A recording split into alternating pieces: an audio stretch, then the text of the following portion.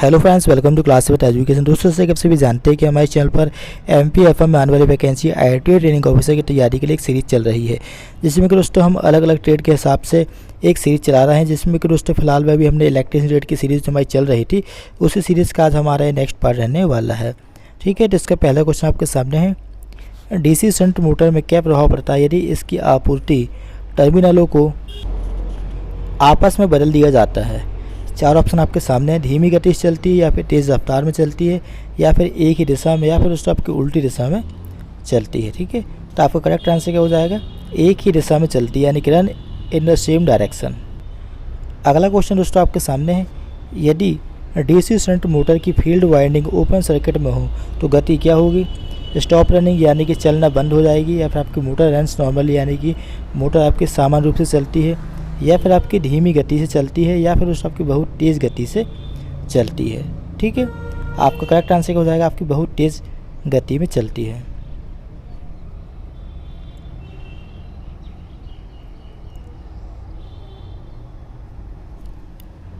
अगला क्वेश्चन दोस्तों आपके सामने है, शून्य भार से पूर्ण भार में DC शंट मोटर की गति कम होने का क्या कारण है। यहाँ पर आपके सामने डायग्राम दिया गया, यहाँ पर आप देख पा रहे होंगे पॉइंट ए से आपकी जो गति है, मोटर की गति आपकी पॉइंट ए से नीचे स्लोप में यानी कि डाउन हो रही है। ठीक है, चार ऑप्शन दिए गए हैं आपका, शंट फील्ड करंट बढ़ता है, शंट फील्ड करंट घटता है, या फिर आपका आर्मेचर वोल्टेज ड्रॉप बढ़ जाता है, या फिर दोस्तों आपका आर्मेचर वोल्टेज ड्रॉप कम हो जाता है। ठीक है, आपका करेक्ट आंसर क्या हो जाएगा, आर्मेचर वोल्टेज ड्रॉप बढ़ जाता है। नेक्स्ट आपका कौन सा वाइंडिंग दोष इस परीक्षण के द्वारा ज्ञात किया जाता है। आप डायग्राम में देख पा रहे हैं, जो परीक्षण आपको यहाँ पर दिया गया है, सप्लाई लगाई गई है। ठीक है, और आपका वोल्टेज वगैरह लगाया गया है। चार ऑप्शन दिए गए, खुली कुंडली दोष है, या फिर आपका लघु पटित यानी कि शॉर्ट कॉइल फॉल्ट आप फाइंड कर सकते हैं, फिर आपका ग्राउंडेड कॉइल फॉल्ट, या फिर आपका ग्राउंडेड कोर फॉल्ट। ठीक है, तो आपका सही आंसर क्या हो जाएगा हमारा, देखिए जो डायग्राम दिया गया यहाँ पे प्लस माइनस टर्मिनल वगैरह लगाए गए हैं। ठीक है, प्लस साइड साथ में आपकी वोल्टेज अप्लाई किया गया और आपकी सप्लाई वगैरह दी गई। ठीक है, आपका करेक्ट आंसर क्या हो जाएगा, खुली कुंडली दोष यानी कि आपका ओपन कॉइल फॉल्ट है। नेक्स्ट आपका तीन कला यानी कि दोस्तों आपका 3 फेज जो स्क्वायरल केज प्रेरण मोटर की स्लिप होती है, उसकी गति की गणना करने का आपको फॉर्मूला बताना है। ठीक है, आपका N slip is equal to NS minus NR, N slip equal to NR minus NS, या फिर आपका N slip equal NS minus NR upon NR, या फिर NS माइनस NR अपॉन गए NS। सही आंसर क्या हो जाएगा आपका NS माइनस NR।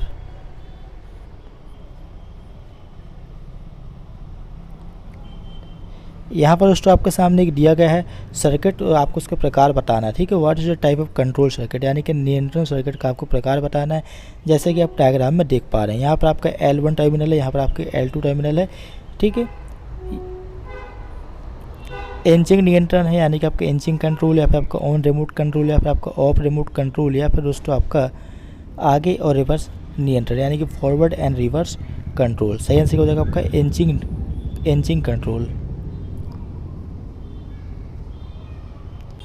नेक्स्ट आपका AC मोटर के स्टेटर में कुल विद्युत डिग्री की गणना करने के लिए किस फार्मूला का उपयोग किया जाता है। चार ऑप्शन दिए गए हैं।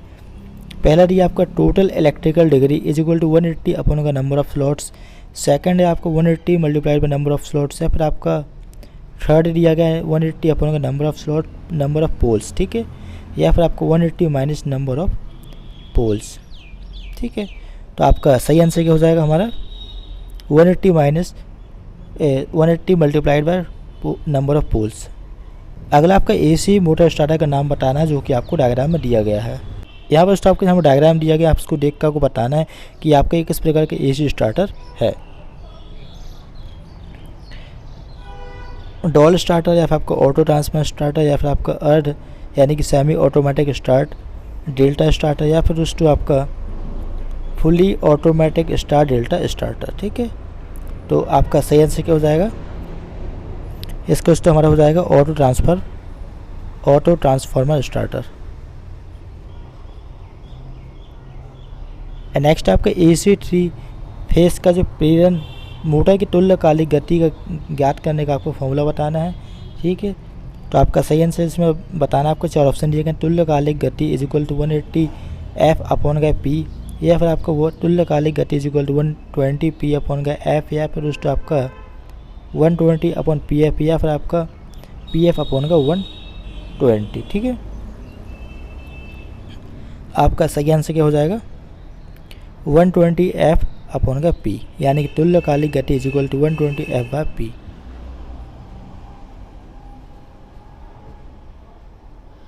नेक्स्ट आपका पूर्ण लोड पर 10 HP 3 phase free run motor चलाने के लिए फ्यूज दर क्या होनी चाहिए? 10 एम्पियर, 15 एम्पियर, 25 एम्पियर या फिर आपका 30 एम्पियर। ठीक है, सही आंसर आपका 25 यानी कि 25 एम्पियर। अगला दोस्तों आपको संपर्क का नाम बताने की, कॉन्टैक्ट का नाम बताने, जैसे कि एक्स के रूप में शो किया गया डायग्राम आप देख पा रहे होंगे। यहाँ पर आपका जो एक्स वाला जो पोर्शन दिया गया है, जो आपका इस प्रकार से कुछ देखिए डायग्राम बनाया गया है। ठीक है, तो इसका आपको नाम बताना है कि आखिर से हम क्या बोलते हैं। ठीक है, स्टार संपर्क है, या फिर आपका डेल्टा संपर्क, या फिर आपका सहायक यानी कि हम ऑक्सिलरी कॉन्ट्रैक्ट भी बोलते हैं, या फिर आपका ओवरलोड रिले कॉन्ट्रैक्ट। सही आंसर क्या हो जाएगा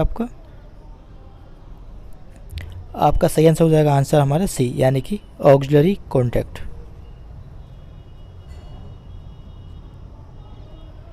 नेक्स्ट आपका एसी मोटर स्टेटर वाइंडिंग का प्रकार क्या है, जो कि डायग्राम आपको दिया गया है। देखिए, इस डायग्राम को देखकर बताना कि आपका एसी मोटर का स्टेटर वाइंडिंग किस प्रकार की गई। इसमें सिंगल लेयर बास्केट वाइंडिंग है, डबल लेयर बास्केट वाइंडिंग, या फिर दोस्तों आपका जटिल कुंडल वाइंडिंग जिसे हम बोलते हैं, इन्वॉल्यूट कॉइल वाइंडिंग, या फिर आपका डायमंड कॉइल वाइंडिंग। सही आंसर हो जाएगा आपका सिंगल लेयर बास्केट वेल्डिंग। यहाँ पर आपकी जो लेयर दी गई है आपके सिंगल लेयर कहलाती है। देखिए, ठीक है,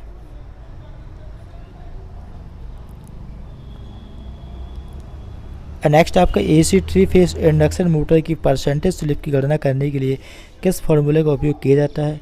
NS minus N R upon N S X 100, या फिर आपका NR minus N S upon NS multiplied by 100। ठीक है, या फिर आपका थर्ड दिया गया NS minus N R upon N R, या फिर NR minus N S upon NR multiplied by 100। ठीक है, परसेंटेज बताएगा, पूछा था आपसे, मल्टीप्लाइड का आपको यहाँ पर गुणा भी करना है। सही आंसर क्या हो जाएगा आपका NS minus N R upon NS multiplied by 100। अगला आपका नियंत्रण, यानी कि आप इसे बोलते हैं कंट्रोल सर्किट किस प्रचलन में उपयोग किया जाता है? ये जो आपको डायग्राम दिया गया है कंट्रोल सर्किट का, इसका उपयोग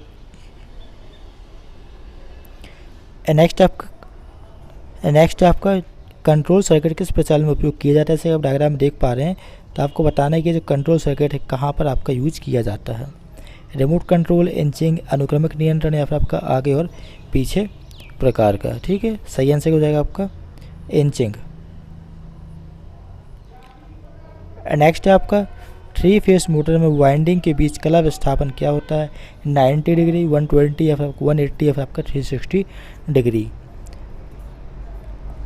सही आंसर क्या हो जाएगा हमारा 120 डिग्री। नेक्स्ट आपका कुंडली वाइंडिंग का नाम क्या है? यहाँ पर तो आपको डायग्राम जो दिया गया है इसमें आपको बताने इस कुंडली वाइंडिंग का क्या नाम है। कंसंट्रेटेड कॉइल वाइंडिंग, या फिर वेटेड कोल्डिंग यानी कि डिस्ट्रीब्यूटेड कॉइल वाइंडिंग, या फिर आपका मैश शेप्ड कॉइल वाइंडिंग, या फिर आपका diamond mesh shape coil winding. ठीक है, आपका सही आंसर हो जाएगा हीरे की जाली के आकार की कुंडली वाइंडिंग, यानी कि आपका diamond mesh shaped of coil winding. देखिए जो दिया गया है, ये जो शेप आपको कुछ डायमंड प्रकार का आप देख पाएंगे, कुछ इस प्रकार से आपको डायमंड का शेप भी होता है।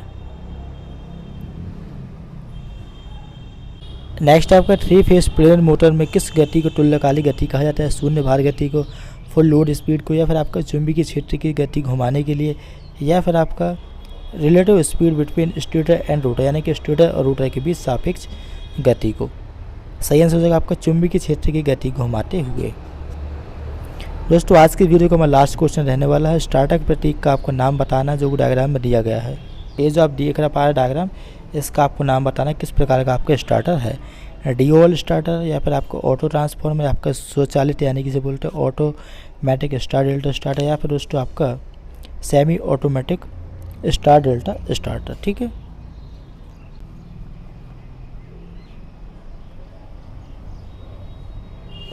ये रहा आपका डायग्राम, इसको देख के आपको बताना है किस प्रकार का आपके स्टार्टर है। DOL starter, auto transformer starter, या फिर दोस्तों आपका ऑटोमेटिक स्टार्ट डेल्टा स्टार्टर या फिर आपका semi automatic start delta starter. सही आंसर आपका ऑटो ट्रांसफॉर्मर स्टार्टर। दोस्तों आज की वीडियो को मैं एंड करेंगे। आपको वीडियो को अच्छी पसंद आए वीडियो को लाइक और शेयर जरूर कीजिएगा। मिलते हैं नेक्स्ट वीडियो में।